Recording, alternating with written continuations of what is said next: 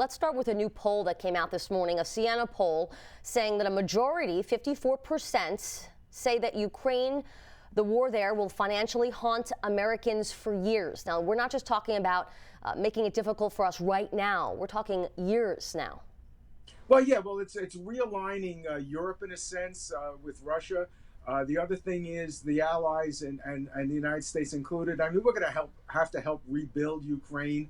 All the building and housing was lost. We're going to have issues of refugees, such as in Poland, which has 3.5 million people already, refugees. So we're going to have to help them. The European Union is going to have to help people. So, yeah, but then we talk about other things.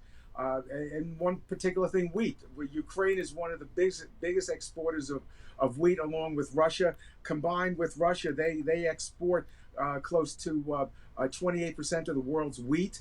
And lest we not be frivolous about what wheat means, it means in the United States, bread, breakfast cereals, and pizza.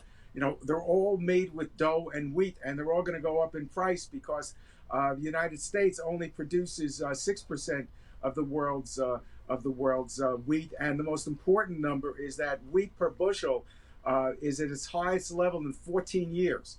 I mean, $10.59. Most of us don't even appreciate what that means, but to know that wheat is at its 14-year high, that means that's going to increase inflation here in the U.S.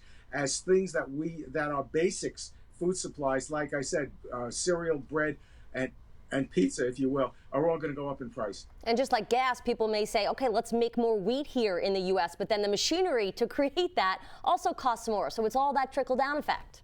Absolutely. And what's happening now is U.S. farmers are trying to jump in that void of producing more wheat. And now there's bidding wars on used equipment to plant the wheat, which is what's going underway right now. So, and if it costs more to rent that machinery and to produce the wheat domestically, it's going to pass through onto our domestic prices and keep inflation going. And certainly increased wheat at the farm level increases that producer price index. That's the wholesale food prices, which ultimately pass through to us as inflation and higher prices at the stores.